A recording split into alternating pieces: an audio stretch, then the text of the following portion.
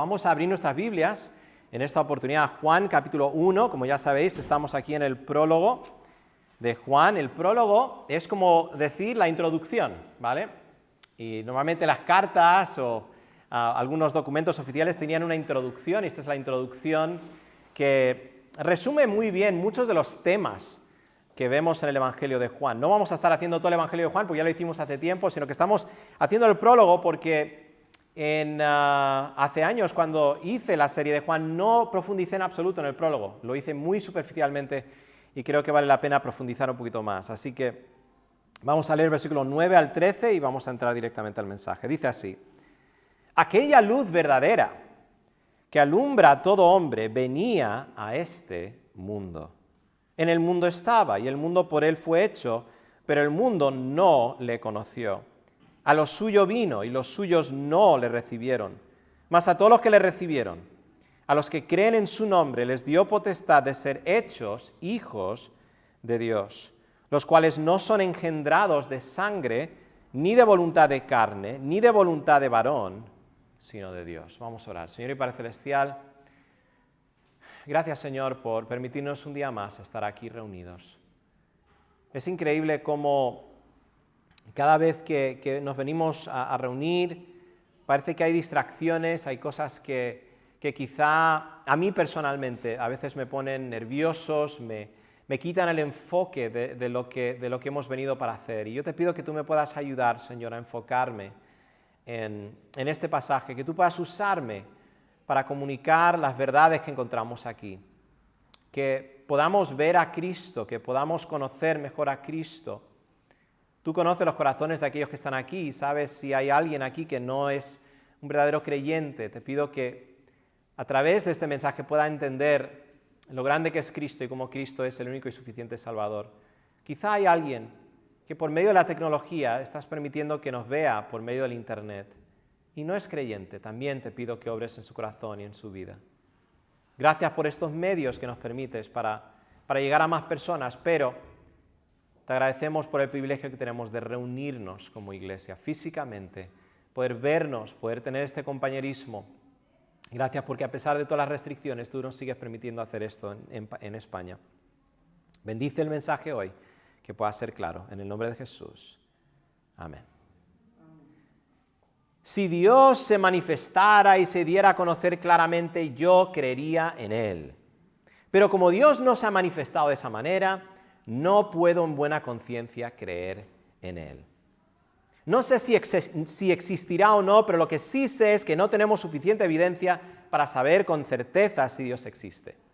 Y si existe, no sabemos cuál de todas las religiones en el mundo nos está diciendo la verdad acerca de Él.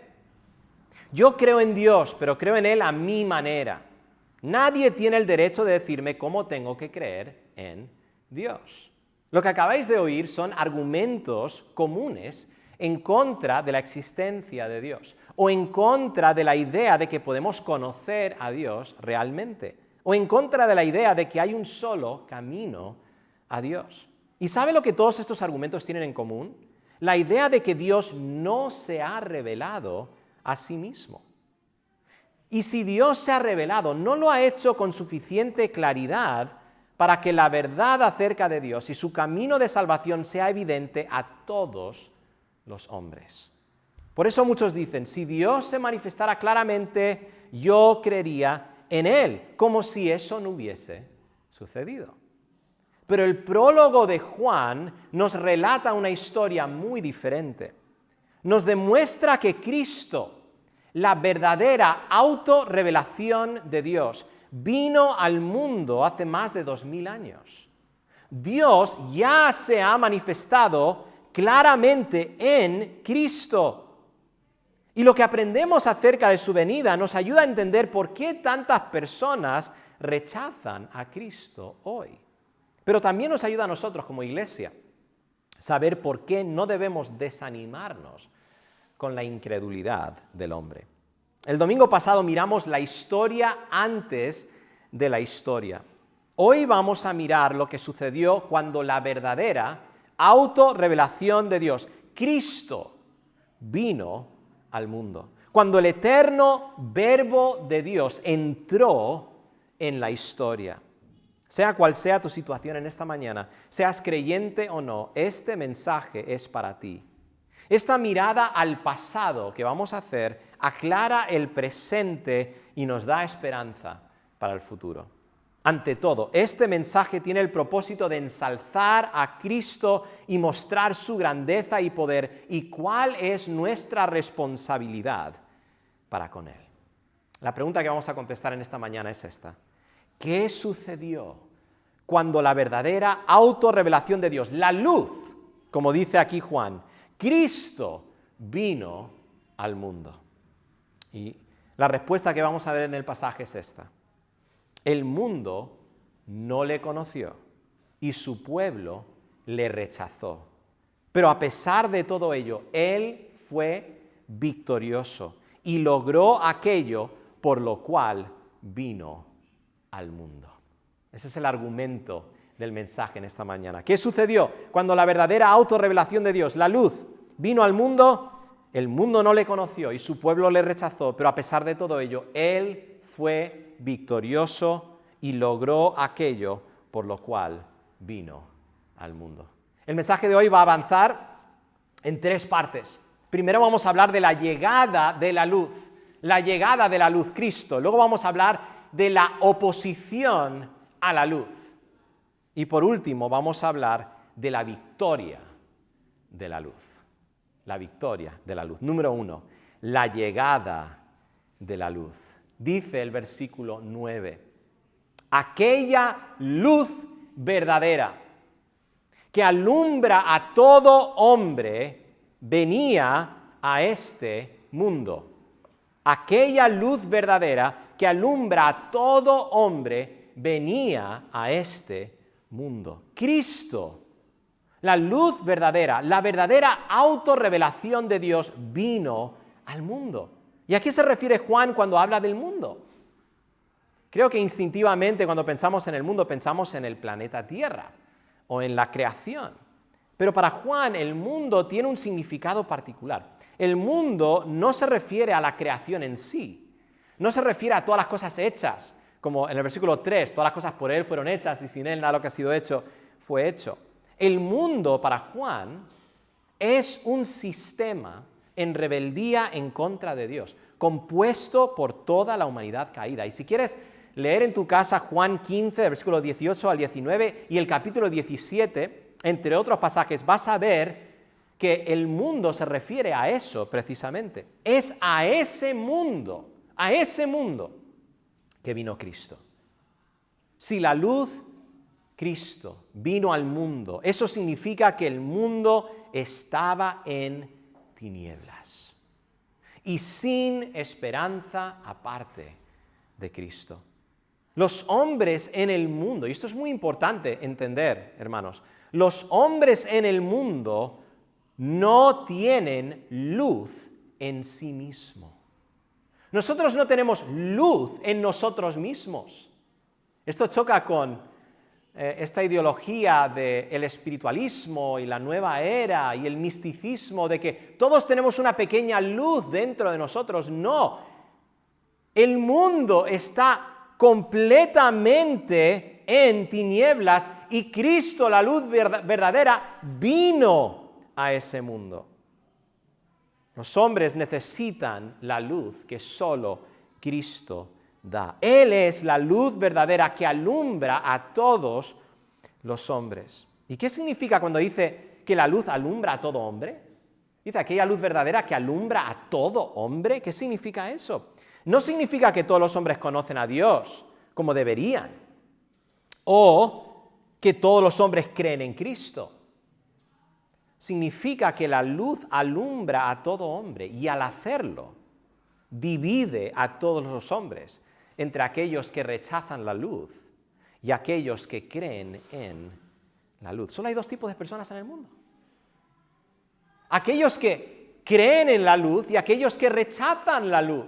Entonces, la luz que alumbra a todo hombre divide a la humanidad. Algunos creen y otros no. Y eso es lo que vemos en los siguientes versículos. La respuesta de los hombres a la luz. la respuesta de los hombres a la luz. Ese es el punto número 2. La oposición a la luz. Cuando la luz vino al mundo, el mundo se opuso a la luz. ¿Qué dicen los versículos 10 al 11? Dice, en el mundo estaba. ¿Quién estaba en el mundo? Cristo, ¿verdad? En el mundo estaba y el mundo por él fue hecho, pero el mundo no le conoció. Luego dice el versículo 11, a lo suyo vino y los suyos no le recibieron. Como dije en la introducción del mensaje, estudiar lo que sucedió cuando la luz vino al mundo nos ayuda a entender la incredulidad del hombre hoy. Cristo, la verdadera autorrevelación de Dios, entró en el mundo y dio a conocer a Dios. ¿Y cuál fue la respuesta del hombre? En términos generales, el mundo no le conoció. Y en términos más específicos, su pueblo le rechazó. ¿Qué significa eso? Bueno, primero vamos a ver lo que significa que el mundo no le conoció. Dice, en el mundo estaba y el mundo por él fue hecho, pero el mundo no le conoció. Vamos a ir por partes. En el mundo estaba.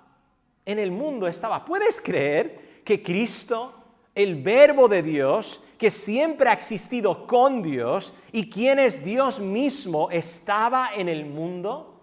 ¿Te has puesto a meditar en eso? ¿Te has puesto a pensar en eso por un momento? ¿El creador de todo el universo estaba en el mundo?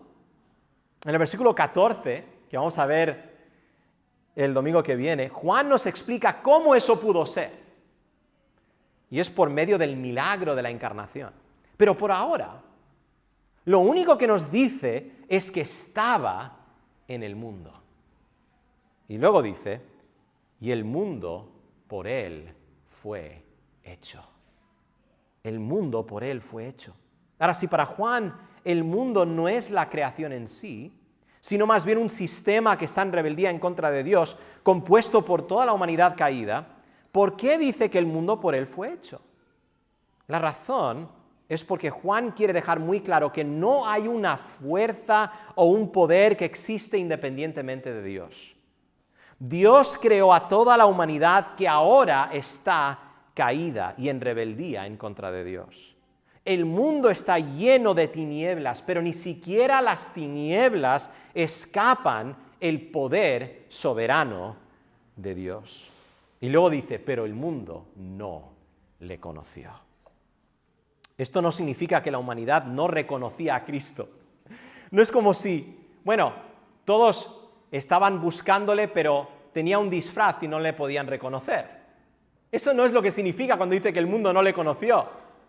Como cuando ves a alguien en mascarilla y no reconoces quién es, ¿verdad? Eso nos pasa mucho últimamente. No, eso no es lo que está diciendo aquí, cuando dice que no le conoció. O tampoco significa que el mundo conocía o no conocía intelectualmente a Cristo. No tenía conocimiento intelectual. Lo que significa es que el mundo no tenía un conocimiento real e íntimo acerca de Cristo. Conocer en el Evangelio de Juan y en la mayoría de la Biblia se refiere a un conocimiento íntimo, especial, no solo un conocimiento intelectual. Y al no conocer a Cristo, el mundo demostró que no conocía a Dios. Al no conocer a Cristo, el mundo demostró que no conocía a Dios, porque Cristo es Dios. Y Cristo es la autorrevelación de Dios a los hombres. No conocer a Cristo significa no valorarle por quien es en realidad. Recuerda, Él estaba en el mundo y el mundo no le conoció, no le valoró, no lo estimó como lo que era en realidad. No conocer a Cristo significa ignorar voluntariamente su revelación acerca del camino de salvación. Porque Cristo vino a revelar el camino de salvación a Dios. Significa, como dice Juan 3, amar las tinieblas más que la luz. Eso es lo que significa no conocer. Amar las tinieblas más que la luz. Es una rebeldía en contra de Dios. No es algo pasivo, es algo activo. Quiero que os fijéis en el contraste entre estos dos versículos en Juan. Juan 3:19 y Juan 17:3. Quiero que os fijéis en esto. Dice en Juan 3:19, y esta es la condenación. ¿Quieres saber cuál es la condenación de los hombres? Que la luz vino al mundo. Y el mundo le recibió con brazos abiertos. No. Y los hombres amaron más las tinieblas que la luz, porque sus obras eran malas. ¿Veis? No conocer no es simplemente un conocimiento intelectual. No es simplemente no reconocer. Es oponerse a Cristo. Rechazar a Cristo. Pero mira cuál es el contraste. Y esta es la vida eterna. ¿Cuál es la vida eterna? Juan 17:3. Que te conozcan a ti. El único Dios verdadero y a Jesucristo a quien has enviado. En otras palabras, si no conoces a Cristo, realmente conoces a Cristo,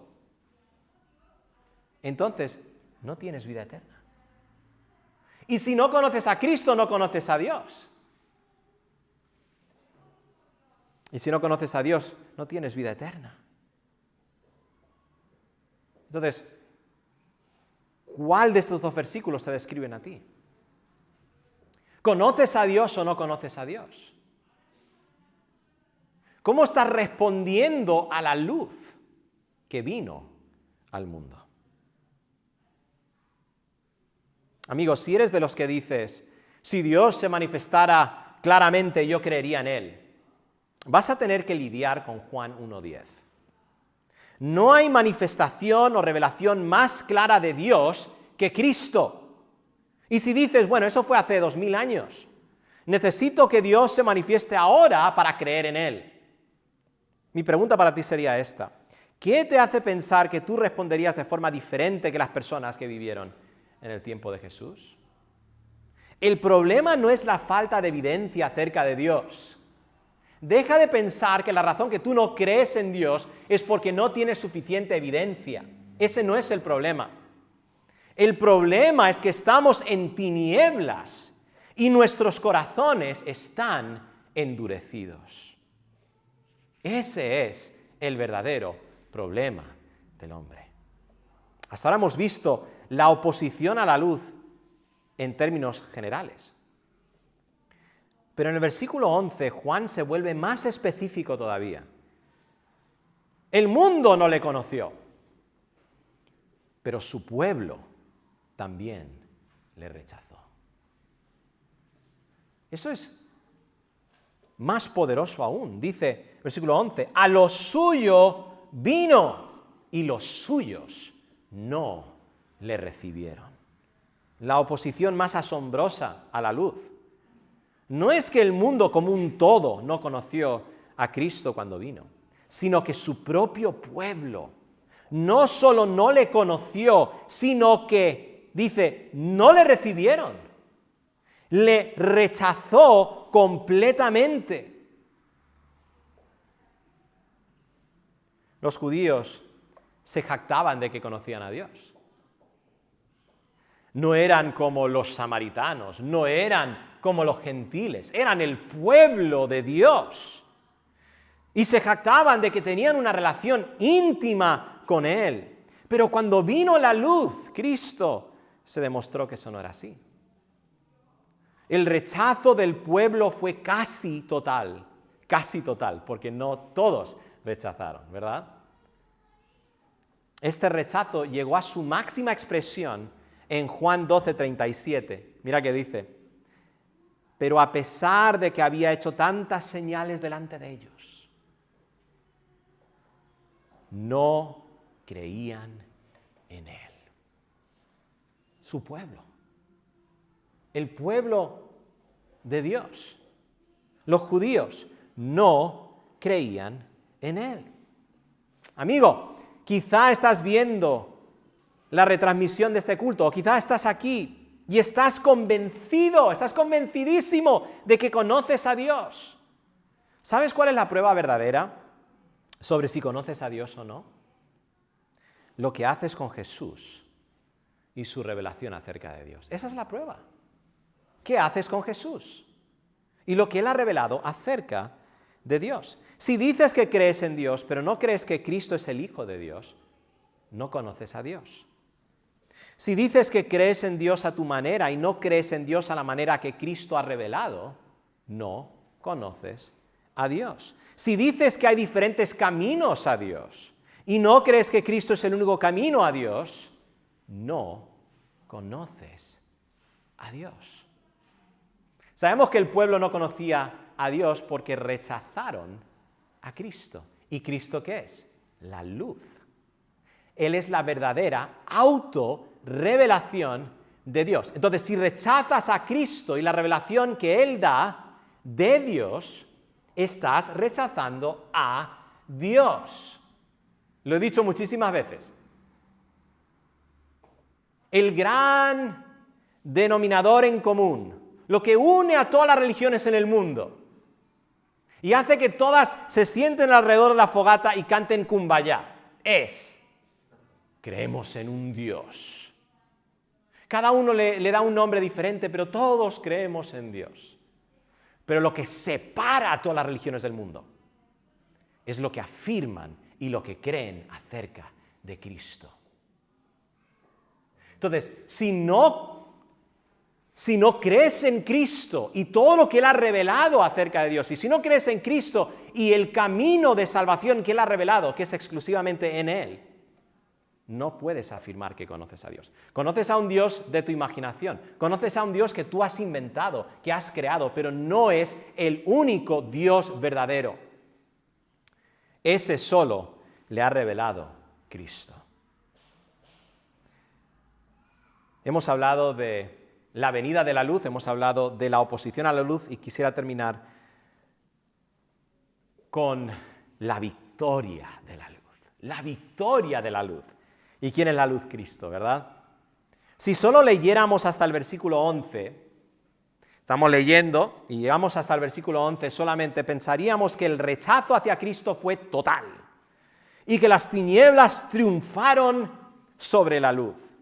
Pero en el 12 vemos un contraste glorioso que nos muestra la victoria de la luz. Como dice el versículo 5, ¿os acordáis? El domingo pasado, el versículo 5, dice: la luz en las tinieblas resplandece y las tinieblas no prevalecieron contra ella. Ahora, ¿qué dice el versículo 12? Y aquí vemos el contraste. Dice más. Ay, me encantan esos contrastes, ¿verdad? Pero, más, especialmente cuando el contraste es bueno. Sí, es verdad, en el mundo estaba. Y el mundo por Él fue hecho y el mundo no le conoció. Sí, es verdad que a los suyos vino y los suyos no le recibieron. Más a todos los que le recibieron. A los que creen en su nombre les dio potestad. Potestad significa les dio el derecho de ser hechos hijos de Dios. Cuando vino la luz Cristo, no todos le rechazaron. Algunos le recibieron y el resultado fue que Cristo les dio el derecho de ser hechos hijos de Dios. Ahora miremos este versículo cuidadosamente. Siempre hay que mirar estos versículos cuidadosamente. A ciertas personas, los que le recibieron, los que creen en su nombre, Cristo les dio el derecho de ser hechos hijos de Dios. En otras palabras, Cristo les hizo ser lo que no eran. Los gentiles no eran hijos de Dios, porque no eran parte del pueblo de Dios. Eso es bastante obvio, ¿verdad? Por lo menos en el contexto judío. ¿Y qué de los judíos? Los judíos se consideraban hijos de Dios simplemente porque eran hijos de Abraham. Eran descendientes de Abraham. por sangre, por su linaje. Ellos decían, nosotros somos hijos de Dios, somos su pueblo, somos suyos. ¿Pero qué dijo Jesús de ellos? En este mismo libro, en Juan capítulo 8, versículo 41 al 44, Jesús está teniendo una conversación con aquellos que habían dicho que creían en Él. Y Jesús tiene palabras muy fuertes para ellos. Mira lo que les dice. Vosotros hacéis las obras de vuestro Padre. Entonces le dijeron, nosotros no somos nacidos de fornicación. Un Padre tenemos que es Dios. Muchos comentaristas dicen que cuando ellos dijeron eso, estaban insultando a Cristo porque muchos decían que Él había nacido de fornicación. Si conoces la historia de María, ¿verdad? Entonces ellos dicen, nosotros no somos nacidos de fornicación. Un Padre tenemos que es Dios. Jesús entonces les dijo, si vuestro Padre fuese Dios, ciertamente me amaríais. Como lo que estuvimos hablando anteriormente, ¿verdad? Porque yo de Dios he salido y he venido. Pues no he venido de mí mismo, sino que Él me envió. ¿Por qué no entendéis mi lenguaje? Porque no podéis escuchar mi palabra. Vosotros sois de vuestro padre el diablo, y los deseos de vuestro padre queréis hacer. Él ha sido homicida desde el principio y no ha permanecido en la verdad, porque no hay verdad en él. Cuando habla mentira, de suyo habla, porque es mentiroso y padre de mentira. Y luego saltamos al versículo 47, mira qué dice. El que es de Dios, las palabras de Dios oye, por esto no las oís vosotros, porque no sois de Dios. Entonces, ¿cuáles son las características de un hijo de Dios? Bueno, un hijo de Dios ama a Cristo. Un hijo de Dios oye las palabras de Dios. ¿Y quién les estaba declarando las palabras de Dios? Cristo, la luz. Y ellos estaban rechazando ese testimonio. Por lo tanto, ¿qué dice Cristo? Vosotros no sois hijos de Dios. ¿Cuántas veces hemos oído a las personas decir, todos somos hijos de Dios? ¿Has oído eso alguna vez? Todos somos hijos de Dios. Lamento decirte que eso no es verdad. Yo sé que algunos lo dicen porque están afirmando el hecho de que somos todos creación de Dios. Y eso sí lo podemos afirmar sin duda alguna. Todos fuimos creados a la imagen de Dios. Pero nosotros, el hombre, cayó en Adán. Y nosotros ya no representamos correctamente a Dios. Ya no conocemos realmente a Dios. Ese es el estado en el que nacemos. No nacemos como hijos de Dios. Nacemos como hijos de Satanás. Yo sé que suena muy fuerte eso, pero para entender a lo que se refiere esto, tienes que entender que en la antigüedad un hijo era alguien que tenía la misma profesión que su padre. Un hijo era alguien que se parecía a su padre. Cuando veías al hijo, conocías al padre. ¿Por qué Jesús dice a estas personas que son hijos del diablo? Porque actúan y viven como Satanás. En otras palabras, están en oposición a Dios. Un hijo de Dios no vive y actúa de esa manera. Entonces, no somos hijos de Dios, no nacemos hijos de Dios. Ahora, los que recibieron a Cristo, según Juan 1:12, los que creyeron en su nombre, tanto de judíos como de gentiles, Cristo les hizo ser lo que no eran, hijos de Dios. Pero si solo los que reciben a Cristo son hechos hijos de Dios, ¿qué significa recibir a Cristo? Yo quiero saber qué significa recibir a Cristo, porque yo quiero ser un hijo de Dios, así que ¿qué significa recibir a Cristo? Bueno, recibir a Cristo es una expresión que se ha vuelto muy común en el mundo evangélico, ya por mucho tiempo. Si alguien pregunta, ¿qué debo hacer para ser salvo?, la respuesta que se da muchas veces es, debes recibir a Cristo. ¿Has oído esa expresión alguna vez? Debes recibir a Cristo. Y normalmente se añaden las palabras, al final, en tu corazón. Debes recibir a Cristo en tu corazón. ¿Has oído eso alguna vez? Muy común. Para muchos lo que eso significa es invitar a Cristo a que entre en tu corazón y tu vida y que sea tu Salvador. Luego se usa Apocalipsis 3:20, no está en la pantalla, pero creo que lo conocéis. He aquí yo estoy a la puerta y llamo, si alguno oyere mi voz y abrir la puerta, yo entraré a él y cenaré con él y él conmigo. Y se usa ese versículo para explicar que Cristo está tocando la puerta de tu corazón y tú necesitas dejarle entrar. El problema con esa forma de pensar es que está basada en un versículo sacado fuera de contexto. Porque Apocalipsis 3:20 no está hablando a individuos, está hablando a una iglesia. Primero. Segundo, no es una explicación o una forma de pensar, mejor dicho, muy clara. Y nosotros necesitamos ser claros cuando estamos presentando el Evangelio. Muy claros. Pero recibir a Cristo es una expresión bíblica, lo vemos aquí. Y solo los que reciben a Cristo son hechos hijos de Dios. Entonces, ¿qué significa recibir a Cristo? Recibir a Cristo significa creer en su nombre. ¿Sabes cómo sabemos eso? Porque dice, mas a todos los que le recibieron, los que creen en su nombre. Entonces, los que le recibieron es igual a los que creen en su nombre. No es que algunos le reciben y otros creen en su nombre, o algunos creen en su nombre y algunos le reciben. No, es lo mismo. ¿Vale? Los que le reciben son ¿qué? Los que creen en su nombre. Ahora, ¿qué significa creer en el nombre de algo? Eso no significa simplemente decir la palabra Cristo. Yo creo en Cristo, Cristo, Cristo, decir la palabra. No, eso no es lo que significa.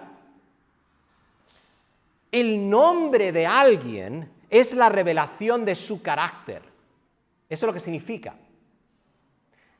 No tomarás el nombre de tu Dios en vano. Eso no significa solamente decir una palabrota con el nombre de Dios. Es más que eso. Es hablar de forma incorrecta acerca de Dios. No reflejar correctamente su carácter con tus palabras. No describir correctamente a Dios. Eso es lo que significa.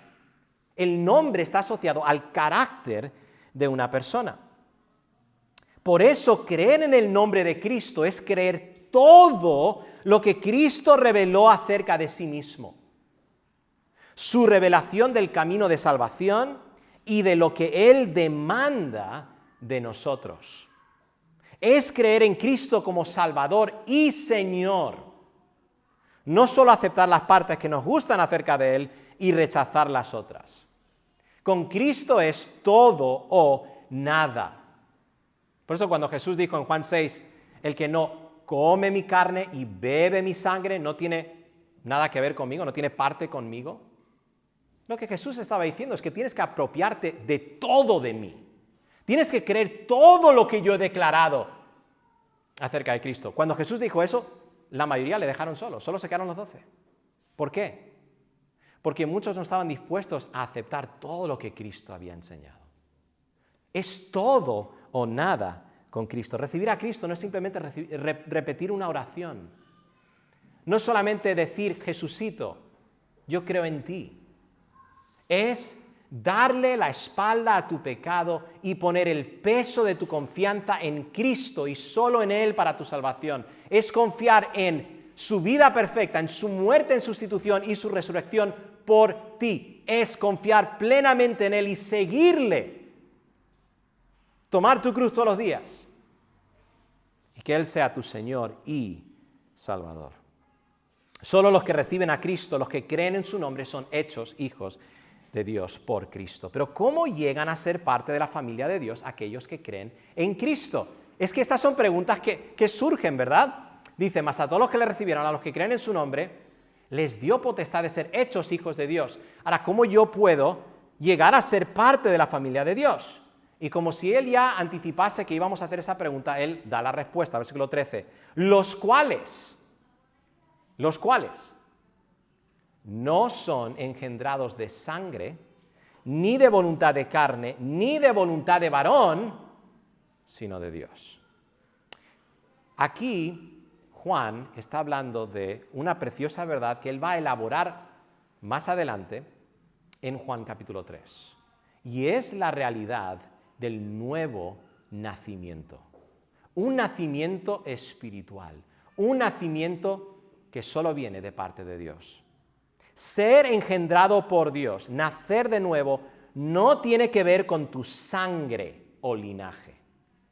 Eso estaba dirigido a los judíos, los cuales no son engendrados de sangre. En otras palabras, de nada te sirve ser un hijo de Abraham, porque los únicos que son hijos de Abraham son los que son hijos de Abraham por la fe, en otras palabras, los que creen en Cristo.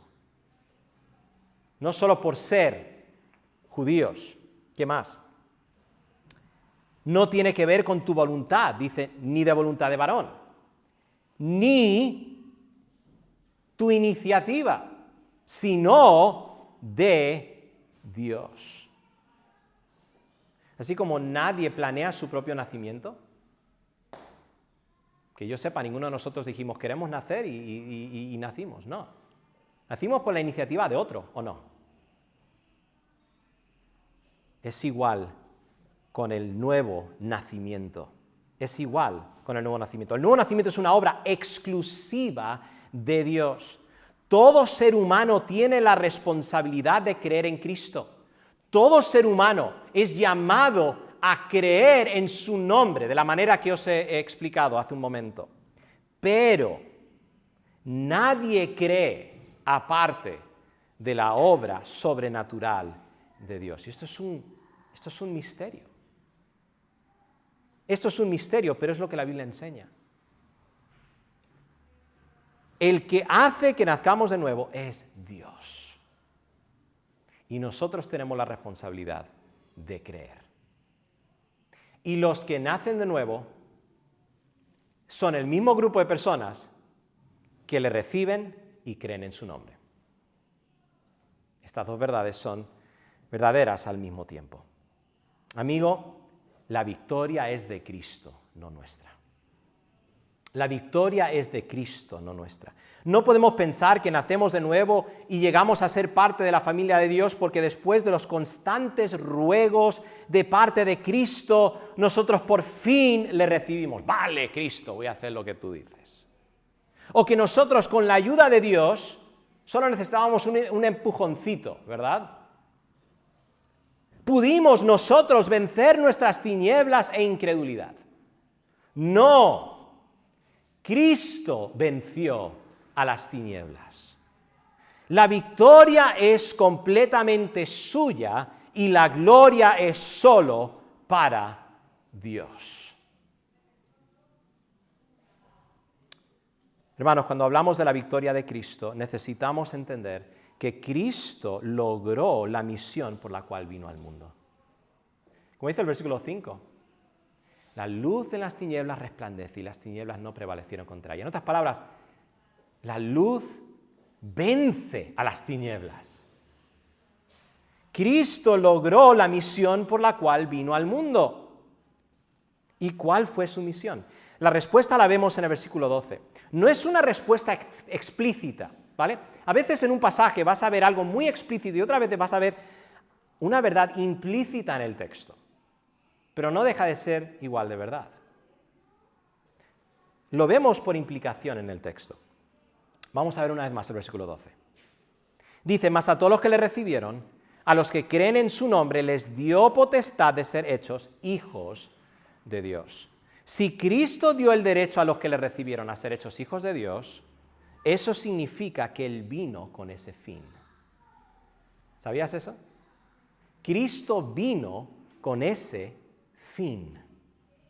La misión de Cristo, y esto es muy importante, esto es bueno porque te va a ayudar a entrelazar todas las narrativas que encuentras en la Biblia, y no tenemos tiempo para desarrollar este tema, más adelante lo haremos. La misión de Cristo fue crear hijos de Dios por medio de su sacrificio en la cruz y guiarlos a la gloria para reinar eternamente con Él y por toda la eternidad.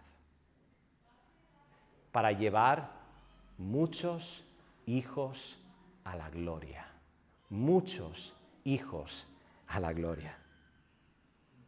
Nosotros como iglesia participamos de la misión de Cristo. Dios sigue haciendo hijos de Dios a causa de la obra de Cristo por el Espíritu Santo. Y nosotros tenemos el privilegio de predicar el Evangelio el cual es el instrumento que Dios ha escogido para crear hijos de Dios y guiarlos al hogar celestial, donde vamos a reinar con Cristo por toda la eternidad. Cristo vino para crear para sí mismo, redimir para sí mismo un pueblo suyo, celoso de buenas obras. Vino para llevar muchos hijos a la gloria. Y nosotros tenemos ese privilegio cuando salimos a predicar el Evangelio, hermanos. Estamos participando de la victoria de Cristo. No tenemos que desanimarnos cuando vemos la incredulidad de las personas. Porque como dijo Jesús más adelante, usando otra metáfora, Jesús dijo, mis ovejas oyen mi voz y me conocen y me siguen. Y nosotros somos el instrumento que Dios está usando para proclamar el Evangelio, y cuando escuchan el Evangelio, vienen a Él los que son suyos. Y ninguno de los que Dios ha dado al Hijo se va a perder. Ni uno. Todos pasarán la eternidad con Dios, con Cristo en el cielo. Y nosotros somos los que estamos proclamando esas buenas nuevas. Nosotros somos los que proclamamos ese Evangelio sabiendo que la luz vence a las tinieblas. La luz vence a las tinieblas. Y va a haber muchas personas que hoy no son hijos de Dios, que van a llegar a ser hijos de Dios por adopción. Juan no usa el lenguaje de adopción, pero Pablo sí. Por medio de Cristo somos adoptados en la familia de Dios. ¿Qué sucedió cuando la verdadera autorrevelación de Dios vino al mundo? El mundo no le conoció y su pueblo le rechazó. Pero a pesar de todo ello, Él fue victorioso y logró aquello por lo cual vino al mundo. Y podríamos añadir, y nosotros participamos de la victoria de la luz. Vamos a orar. Señor y Padre Celestial, gracias por permitirnos ver este pasaje. Gracias por permitirnos meditar un rato en lo que sucedió cuando la luz vino al mundo, cuando Cristo vino al mundo, y cómo hubo gran oposición a la luz. Y esta oposición lo único que hizo fue revelar el corazón del hombre, la rebeldía del hombre. Pero al mismo tiempo, este pasaje nos permite ver la victoria de la luz. Que la misión por la cual Cristo vino se llevó a cabo en Cristo. De hacer aquellos que no son hijos de Dios, que lleguen a ser hijos de Dios por el poder de Dios. Por eso nuestra oración es que aquellos que no son hijos de Dios puedan poner su fe en Cristo Jesús para su salvación y que puedan llegar a ser hechos hijos de Dios. Y la oración es que nosotros como tu iglesia podamos salir a proclamar el Evangelio con confianza, sabiendo que la luz vence a las tinieblas, sabiendo que Cristo va a lograr su propósito en este mundo y no va a perder a uno solo. Úsanos como tus instrumentos, oh Señor, porque todo te lo pido en el nombre de Jesús. Amén.